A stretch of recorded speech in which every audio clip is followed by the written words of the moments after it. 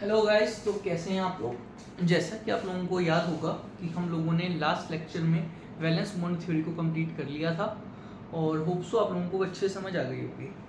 तो आज जैसा कि आप लोग बोर्ड पे देख सकते हैं, हम लोग हाइब्रिडाइजेशन के बारे में स्टार्ट करने वाले हैं।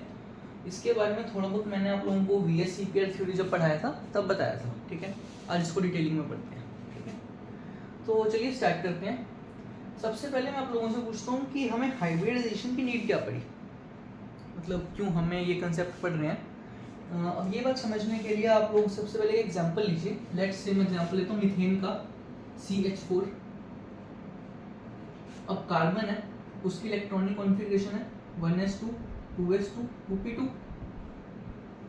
अगर मैं इसे बनाऊं तो कुछ ऐसा,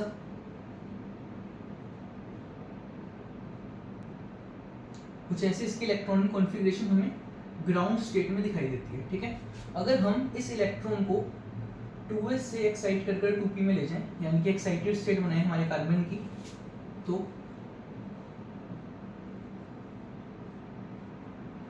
वो कुछ इस तरह से दिखेगी, जैसे कि आप लोग देख सकते हैं। और अभी आप लोग देख सकते हैं यहाँ पे CH4 है, यहाँ पर 4 हाइड्रोजन ने कार्बन के साथ बॉन्ड बनाने हैं। तो होता क्या है कि हाइड्रोजन की 1s ऑर्बिटल्स आती हैं, ठीक है, हर हाइड्रोजन की, और ये हमारे कार्बन के साथ कोवेलेंट बॉन्ड बनाती है, ठीक है। जैसा कि हम लोगों ने BT में पढ़ा भी था कि ओवरलैपिंग ऑफ ऑर्बिटल्स होती है, ठीक है। तो जब इसके 4 बॉन्ड्स बनेंगे वो कुछ ऐसे दिखेंगे, CH, ठीक है। अब जैसा कि आप लोग देख सकते हो, यहाँ पर तो SS ओवरलैपिंग हो रही है, ठीक है। यहाँ पर बॉन्ड बन रहा है H की 1s ऑर्बिटल और कार्बन की 2s, ठीक है। हाइड्रोजन की तो खैर 1s ही रहेगी, ठीक है। अब जो सा ये वाला कार्बन हाइड्रोजन बॉन्ड है, यहाँ पर हाइड्रोजन की 1s ऑर्बिटल यूज हो रही है और कार्बन की 2p। Same here also carbon की 2p यूज हो रही है और कार्बन की 2p। तो जैसा कि आप लोग यहाँ पर देख सकते हैं कि जो एक बॉन्ड है वहाँ पर कार्बन की 2s ऑर्बिटल यूज हो रही है और जो बाकी 3 बॉन्ड्स हैं वहाँ पर कार्बन की 2p ऑर्बिटल यूज हो रही है। तो इसके अकॉर्डिंग जो चारों बॉन्ड्स हैं उनमें से एक बॉन्ड है वो सेम नहीं है, ठीक है। एक बॉन्ड थोड़ा डिफरेंट है बाकी 3 बॉन्ड से।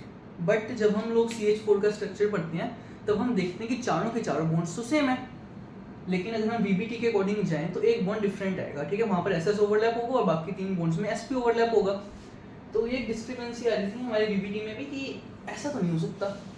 फिर क्या हुआ, तो कुछ ऐसा हुआ कि जो सा हमारी एक S की ऑर्बिटल है उसने 3 P की ऑर्बिटल्स के साथ मिक्सिंग कर ली, आपस में जुड़ गई, मिक्सिंग कर ली और 4 sp3 हाइब्रिडाइज्ड ऑर्बिटल्स बना ली।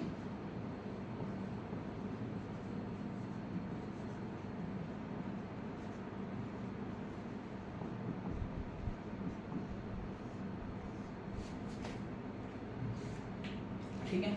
अब उसके बाद हुआ क्या, जैसे पहले तो कार्बन के पास एक s की थी ऑर्बिटल और एक 3p की थी, वो आपस में बॉन्ड बना रहे थे, जिसकी वजह से हमने देखा कि एक बॉन्ड डिफरेंट आना चाहिए, बट ऐसा आया नहीं।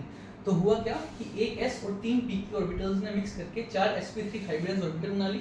और जो ये sp3 हाइब्रिडाइज्ड ऑर्बिटल्स हैं, जैसे इनकी तो एनर्जीज में थोड़ा बहुत डिफरेंस होगा, ठीक है, कि अब s और p की एनर्जी में थोड़ा डिफरेंस होगा ना, एक 2s की ऑर्बिटल एक 2p की, लेकिन जो ये हैं इनकी एकदम इक्विवेलेंट एनर्जी और इक्विवेलेंट शेप होती है, जिसकी वजह से ये बहुत सूटेबल होती है कोवेलेंट बॉन्डिंग के लिए भी, ठीक है। तो हुआ क्या, अब कार्बन के पास हो गई 4 same sp3 hybridized orbitals. Let's say मैं उसको ऐसे शो कर रहा हूँ, ठीक है। उसके बाद हर हाइड्रोजन अपनी 1s ऑर्बिटल को लाता है और कार्बन के साथ बॉन्डिंग कर लेता है। तो अब आप लोग देख सकते हो कि कार्बन हाइड्रोजन के साथ जो चारों बॉन्ड्स हैं वो सारे के सारे बिल्कुल सेम होंगे, ठीक है। अब इसे डिस्क्रिपेंसी को सॉल्व करने के लिए हाइब्रिडेशन आई, जैसा कि मैंने आप लोगों को बताया कि sp3 हाइब्रिडाइज्ड ऑर्बिटल बनी 4 और इसकी वजह से हमें CH4 का स्ट्रक्चर पता चला कि हाँ, इसी वजह से चारों के चारों बॉन्ड्स हैं वो बिल्कुल सेम है, ठीक है। तो इसी से जन्म होता है हमारे हाइब्रिडेशन के कंसेप्ट का। इतना नोट कर लीजिए, आगे बढ़ते हैं। तो होप सो आप लोगों को इतना समझ आ गया होगा। तो अब हाइब्रिडेशन क्या है नोट कर लीजिए। So hybridization is the concept of mixing of atomic orbitals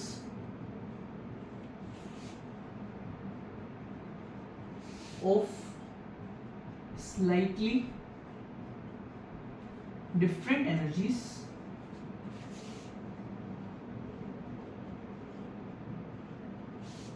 to form hybrid orbitals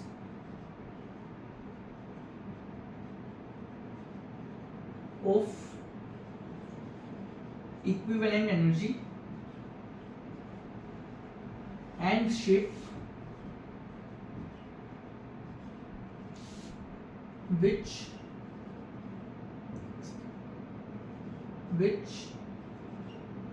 are suitable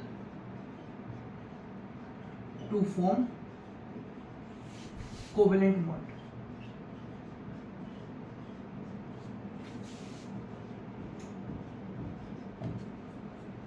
note कर लीजिए हाइब्रिडेशन क्या है. Hybridization is the concept of mixing of atomic orbitals of slightly different energies to form hybrid orbitals of equivalent energy and shape which are suitable to form covalent bond. जैसे कि आप लोगों ने पढ़ा अभी जो हम लोगों ने CH4 का केस पढ़ा वैसा ही है. ठीक है, जैसे कि मान लो मैं और केस लेता हूँ, एक है 2s ऑर्बिटल, एक है 2p ऑर्बिटल. ठीक है, याद रखना ऑर्बिटल्स के बीच में ज़्यादा डिफरेंस ना हो, स्लाइटली होना चाहिए एनर्जी का डिफरेंस. ठीक है, और थोड़ा बहुत होना चाहिए, तभी फ़ायदा है कि हमारी दो हाइब्रिड ऑर्बिटल्स बनेंगी.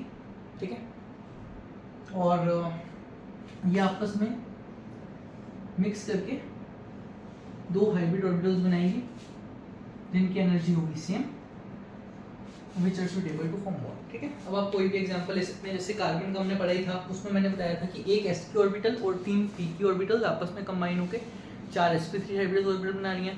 इसमें मैंने बताया कि एक s की एक p की कंबाइन होकर 2 sp हाइब्रिड ऑर्बिटल बना रही हैं. ठीक है, इससे आप ये समझिए कि जितनी एटॉमिक ऑर्बिटल्स मिक्स होंगी उतनी ही हमें हाइब्रिड ऑर्बिटल्स मिलेंगी सेम एनर्जी की, और उनसे हम एक कोवलेंट बॉन्डिंग आराम से स्टडी कर सकते हैं, इजीली स्टडी कर सकते हैं. ठीक है, तो होप सो आप लोगों को हाइब्रिडाइजेशन का बेसिक समझ आ गया होगा.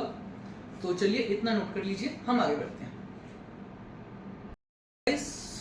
आप लोगों को बेसिक कंसेप्ट ऑफ हाइब्रिडाइजेशन समझ में आ गया होगा. तो अब हम कुछ कंडीशंस देख लेते हैं जो नेसेसरी है हाइब्रिडाइजेशन के होने के लिए. सबसे पहली, the atomic orbitals of valence shell hybridize. ठीक है, अभी जब हम लोगों ने कार्बन का भी केस पढ़ा CH4 का, तो उसमें भी जो 2s और 2p ऑर्बिटल्स थी वो वैलेंस शेल की ही थी. ठीक है, अगली कंडीशन है कि the orbitals undergoing hybridization should have almost equal energy. हाँ, जैसे कि मैंने आप लोगों को बताया था कि स्लाइटली डिफरेंस हो सकता है एनर्जीज में, बट ज़्यादा नहीं होना चाहिए. ठीक है, उनको भी आपस में मिक्स करना है, तो there should be slight difference, not more, बस मतलब ऑलमोस्ट इक्वल एनर्जी आप कह सकते हैं. ठीक है, एंड जैसे कि अभी हम लोगों ने CH4 का केस पढ़ा था, उसमें हम लोगों ने जैसे आप लोगों ने देखा था कि पहले ग्राउंड स्टेट बनाई थी, फिर एक्साइटेड स्टेट बनाई थी. ठीक है, उसमें जैसे आप लोगों ने देखा हम इलेक्ट्रॉन को प्रमोट कर रहे थे, एक्साइट कर रहे थे, बट हाइब्रिडाइजेशन के लिए प्रमोशन इज नॉट नेसेसरी. ठीक है, उस केस के लिए था, but not necessary for hybridization. ठीक है, और जो फिल्ड ऑर्बिटल्स हैं can also take part in hybridization. ठीक है, तो जैसे अभी हम लोगों ने जो एटॉमिक ऑर्बिटल्स पढ़ी थी पार्शियली फिल्ड थी. ठीक है, जैसे मतलब एक ऑर्बिटल के अंदर एक इलेक्ट्रॉन था. ठीक है, बट अगर दो भी हैं तो भी हाइब्रिडेशन हो सकती है, यानी कि filled orbitals can also take part in hybridization. ठीक है, तो होप सो आप लोगों को ये बात समझ आ गई होगी. तो इतना नोट कर लीजिए. अब हम हाइब्रिडेशन के कुछ फीचर्स देखते हैं. तो गाइस चलिए अब हम कुछ फीचर्स देख लेते हैं हमारे हाइब्रिडाइजेशन के. तो सबसे पहला फीचर जो है वो मैं आप लोगों को बता चुका हूँ कि number of hybrid orbitals form is equal to number of atomic orbitals getting hybridized. जैसा कि हम लोगों ने मीथेन के केस में भी पढ़ा था कि एक s की थी, 3 p की थी, 4 हाइब्रिड ऑर्बिटल्स मिली. अब hybrid orbitals are equivalent in shape and energy, बिल्कुल. ठीक है, और hybrid orbitals are more effective in bond formation than pure orbitals. ये भी हम लोगों ने देखा था कि hybrid orbitals are suitable for forming the covalent bonds, और hybrid orbitals are directed in space in fixed direction so as to minimize electronic repulsion between electronic pairs. ठीक है, जैसे कि आप लोगों को पता है कि इनसे हमारे कोवलेंट बॉन्ड ही बनते हैं और हमारे कोवलेंट बॉन्ड भी डायरेक्शनल नेचर ही होते हैं. ठीक है, तो वही बात यहाँ पर कर रखी है. तो ये सारे के सारे फीचर्स हैं हमारी हाइब्रिडाइजेशन की, तो आप इनको नोट कर लीजिए, स्क्रीनशॉट ले लीजिए। होप सो आप लोगों को ये समझ आ गए होंगे, ठीक है। अब जैसा कि आप लोगों को याद होगा, हम लोगों ने जब बीएससी की थ्योरी पढ़ी तब मैंने आप लोगों को हाइब्रिडाइजेशन फाइंड करने की एक ट्रिक बताई थी, शॉर्ट ट्रिक। वो एक बार मैं दोबारा बता देता हूँ। क्या है कि अगर मान लो क्या थी वो, bond pair plus lone pair, ठीक है। अगर bond pair plus lone pair let's say 3 है, तो मैंने कहा था इतना नोट कर लीजिए, एस पी पी पी की 3 पी की ऑर्बिटल्स होती हैं और 5 डी की, ठीक है। तो किसी एक सब शेल में 3 पी की ऑर्बिटल्स 5 डी की होती हैं, तो हमने ऐसे बना लिया। अगर bond pair plus lone pair 3 है तो ऐसे 3 काट दीजिए, तो हाइब्रिडेशन हो गई sp2। सिमिलरली अगर bond pair plus lone pair 4 है तो हाइब्रिडेशन हो जाएगी sp3। 5 है तो हो जाएगी, ऐसे 5 काट दो तो हो जाएगी sp3d, ठीक है। ऐसे ही आप हमारे किसी भी मॉलिक्यूल है उसका सेंट्रल एटम देखिए और उसके अंदर कितने बॉन्ड पेयर और लोन पेयर है देख लीजिए, और आप उसकी हाइब्रिडेशन फाइंड कर सकते हैं, ठीक है। तो होप सो आप लोगों को इतना समझ आ गया होगा। अब हम डिफरेंट केसेस पढ़ते हैं हाइब्रिडेशन के, तो चलिए। तो गाइस चलिए अब हम लोग हमारा फर्स्ट केस पढ़ते हैं हाइब्रिडेशन का, जो है sp हाइब्रिडाइजेशन।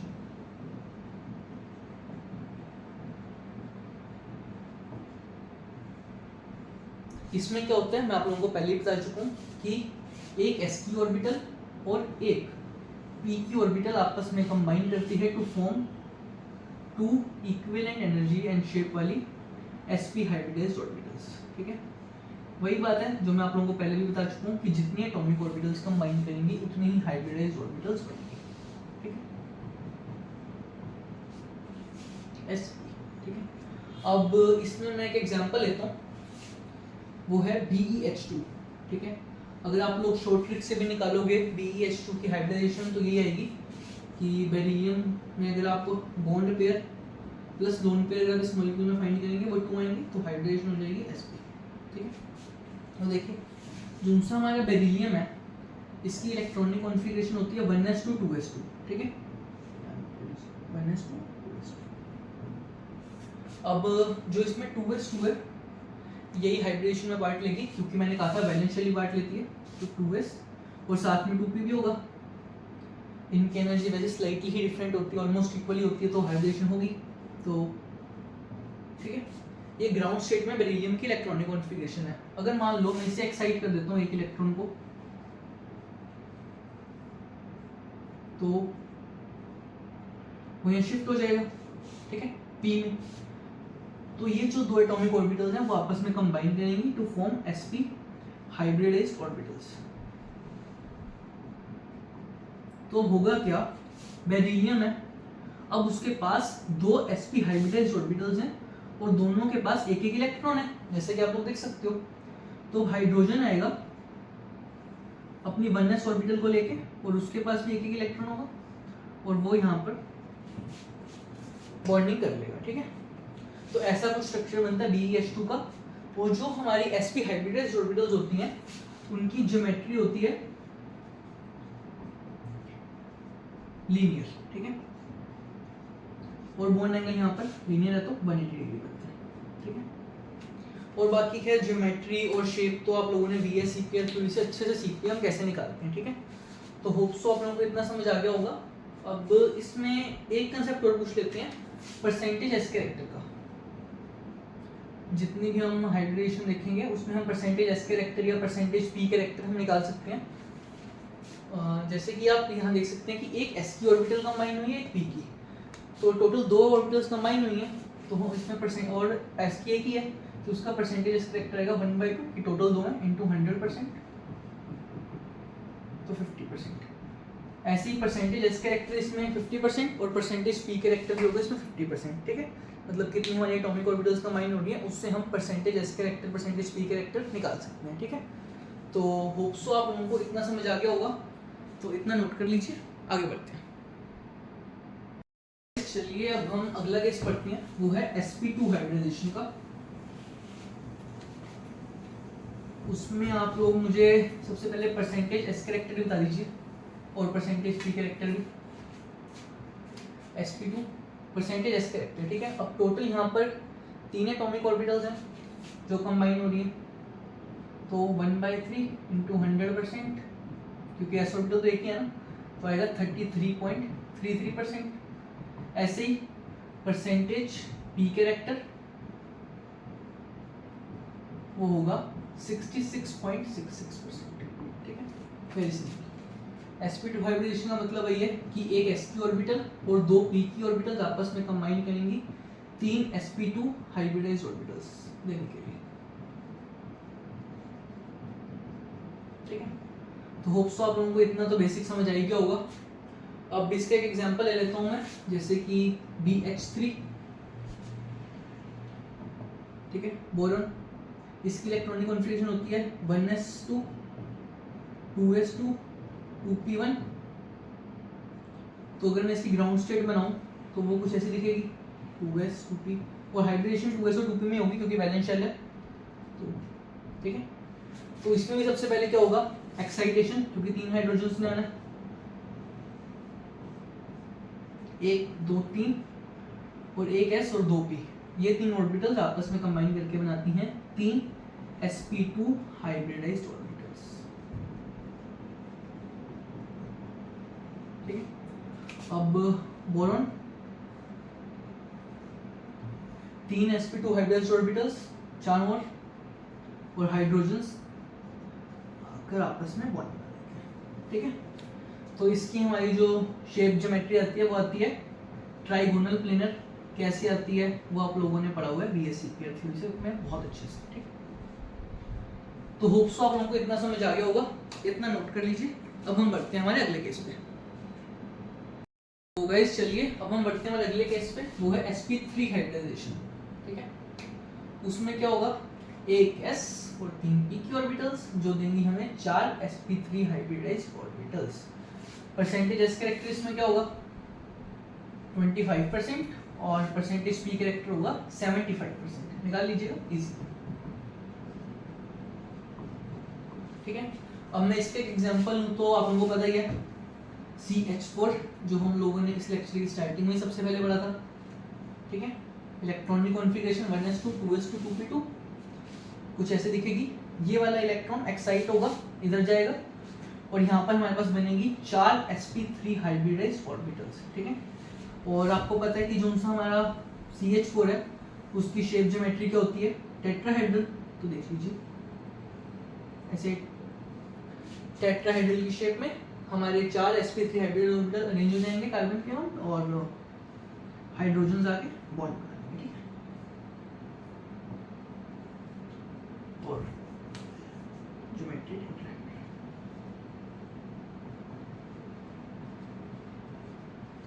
तो होप सो आप लोगों को इतना समझ आ गया होगा। चलिए आगे बढ़ते हैं। तो गाइस चलिए अब हम आगे बढ़ते हैं। आगे हम पढ़ेंगे sp3d हाइब्रिडेशन के बारे में।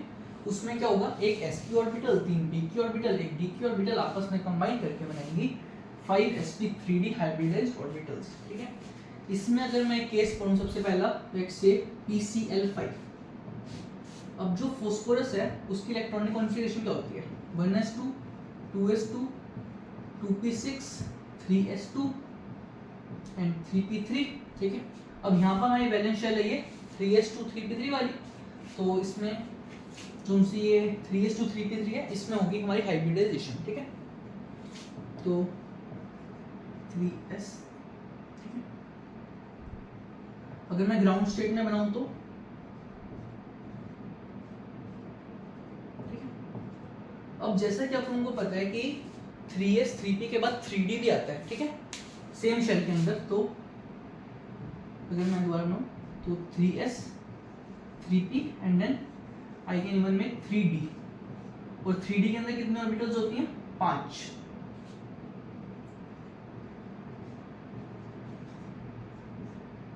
ठीक है, अगर मान लो मैं इस इलेक्ट्रॉन को एक्साइट कराकर d ऑर्बिटल में पहुंचा दूं, ठीक है, तो ये पांचों की पांचों ऑर्बिटल्स आपस में कंबाइन करके बनाती हैं 5 sp3d हाइब्रिडाइज्ड ऑर्बिटल्स। ठीक है, अब ऐसे ही PCl5 का स्ट्रक्चर भी ऐसा दिखता है, जो आप लोगों ने पढ़ा भी है बीएससी थ्योरी में। वो होता है ट्राइगोनल बाइपिरामिडल ठीक है। कुछ इस तरह से ये 5 sp3d हाइब्रिड ऑर्बिटल अपने आप को अरेंज करती हैं और जो क्लोरीन है वो आकर इससे बॉन्ड बना देता है। ठीक है। बाकी शेप ज्योमेट्री कैसे निकालनी है बीएससी थ्योरी बेस्ट है उसके लिए। ठीक है। तो होप सो आप लोगों को ये वाला केस समझ आ गया होगा। ठीक है। अभी जैसा कि आप लोगों को याद होगा मैंने आप लोगों को एक बात बताई थी कि जो सी हमारे हाइब्रिडाइजेशन है ज़रूरी नहीं है कि उसमें जो सी ऑर्बिटल्स हैं वो हाफ फिल्ड हो, जो ऑर्बिटल्स हैं फुली फिल्ड भी हो सकते हैं अगर हाइब्रिडाइजेशन होनी है तो। ठीक है। तो मैं उसके एक एग्जांपल लेता हूँ, वो है हमारा SF4। हाइब्रिडेशन उसकी भी यही है sp3d। ठीक है। तो देखिए SF4। ठीक है। अब इसकी अगर मैं इलेक्ट्रॉनिक कॉन्फ़िगरेशन लिखूं तो वो बनेगी 1s2 2s2 2p6 3s2 3p4। ठीक है। अब मैं बनाऊं सबसे पहले अगर ग्राउंड स्टेट,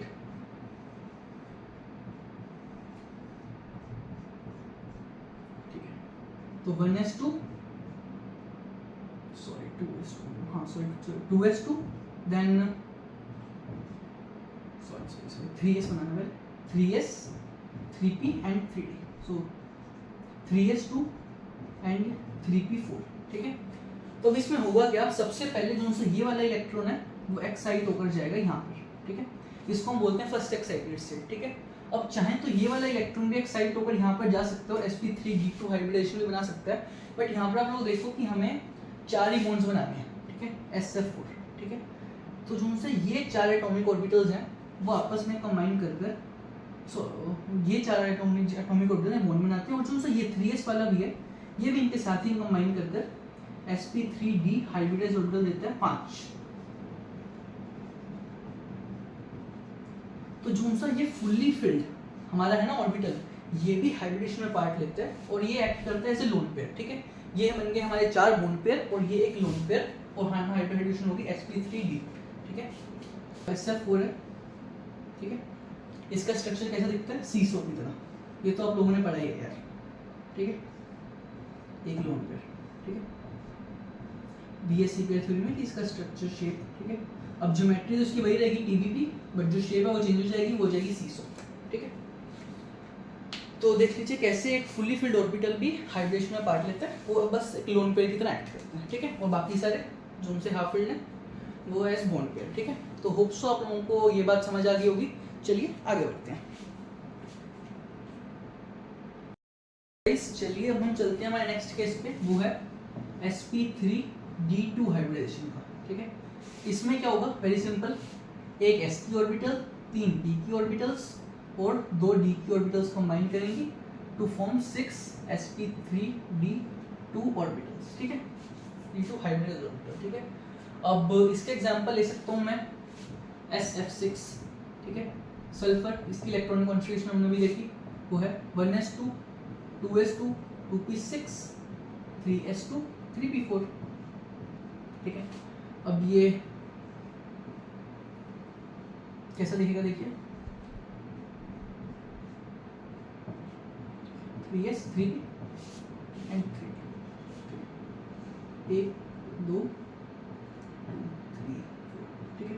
अभी जब हम लोगों ने sp3d हाइब्रिडेशन वाले केस में पढ़ा कि हमें जैसे अभी 4 फ्लोरीन ही, मतलब हमें 4 फ्लोरीन ही बॉन्ड बनाना था सल्फर के साथ, तो एक इलेक्ट्रॉन एक्साइट होता है और यहाँ चला जाता है।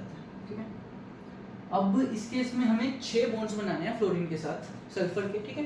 तो ये वाला इलेक्ट्रॉन है ना, इसमें सेकंड एक्साइटेशन होती है और ये वाला इलेक्ट्रॉन भी यहाँ पर 3d के पास चला जाता है। तो ये जो 6 एटॉमिक ऑर्बिटल्स हैं, एक s की, 3 p की और 2 d की, वो कंबाइन करके बनाती हैं sp3d2 हाइब्रिडाइज्ड ऑर्बिटल्स, जो बनते हैं हमारे 6। ठीक है। अब जो सा हमारा सल्फर है उसके अराउंड ये sp3d2 हाइब्रिडाइज्ड ऑर्बिटल्स हैं, वो आपस में अरेंज हो जाती हैं। ठीक है। अब इसकी शेप ज्योमेट्री क्या होती है, आप लोगों ने बीएससी पे बहुत अच्छे से पढ़ा है, वो होती है ऑक्टाहेड्रल। ठीक है। तो और हमारी 6 फ्लोरीन की ऑर्बिटल्स, जो फ्लोरीन की हमारी p ऑर्बिटल्स होंगी, वो आपस में वो कंबाइन करती हैं इनके साथ 6 sp3d2 हाइब्रिडाइज्ड ऑर्बिटल के साथ। ठीक है। कुछ इस तरह से ओवरलैपिंग करती हैं।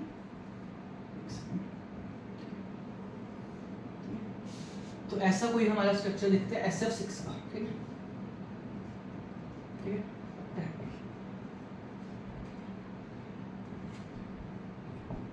तो होप्स आप लोगों को ये वाला केस भी अच्छे से समझ आ गया होगा। आगे बढ़ते हैं, अगला केस, फाइनल केस आज का जो है sp3d3। वेरी सिंपल, जो पढ़ा अभी तक वही, एक s की 3 p की 3 d की कंबाइन करके बनाएंगे 7 sp3d3 हाइब्रिडाइज्ड ऑर्बिटल। ठीक है, अब अगर मैं इसके एग्जांपल देखूं वो हो सकते हैं IF7। ठीक है, ये सारा मिटा देता हूं। ठीक है, अब IF7 की शेप ज्योमेट्री क्या होती है वो आप लोगों ने VSEPL में पढ़ाई है, वो होती है पेंटागोनल बाइपिरामिडल। ठीक है, ये बातें सारी की सारी आप लोगों को पता ही है। ठीक है, मैं बता चुका हूं। ठीक है, अब आयोडीन की इलेक्ट्रॉनिक कॉन्फ़िगरेशन होती है कुछ इस तरह से, जो उसका वैलेंस शेल है 5s2 एंड 5p5। ठीक है, तो होता क्या है कि 5s 5p एंड 5d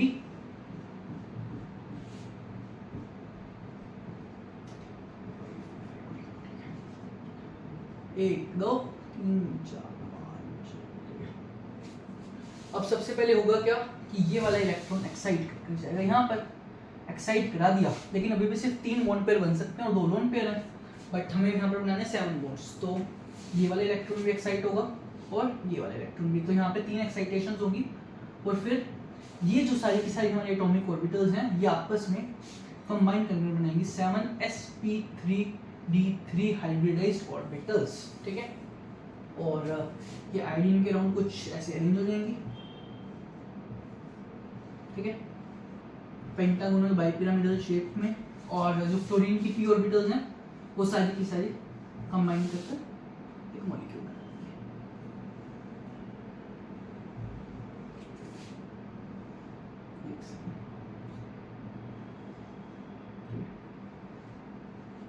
तो कुछ इस तरह से हमारा IF7 का मॉलिक्यूल दिखेगा। ठीक है, तो होप सो आप लोगों को इतना समझ आ गया होगा। शेप ज्योमेट्रीज आपको पहले से ही पता थी और हाइब्रिडाइजेशन का कंसेप्ट आज हम लोगों ने पढ़ लिया। ठीक है, तो होप सो मैं उम्मीद करता हूँ कि आप लोगों को आज के लेक्चर में काफ़ी मज़ा आया होगा। ठीक है, अच्छा कंसेप्ट है हाइब्रिडाइजेशन का। तो अगले लेक्चर में हम लोग इस चैप्टर का one of the most important और मेरा favourite personal molecular orbital theory MOT वो हम पढ़ेंगे। ठीक है, तो आप लोग यहाँ पर आए इसके लिए दिल से थैंक यू। ठीक है, देखिए दिल से, तो ऐसे ही हंसते रहिए, मुस्कुराते रहिए। ठीक है, स्माइल करते रहिए हमेशा। ठीक है, कुछ टाइम में से कुछ नहीं जाता। और bye bye, love you all.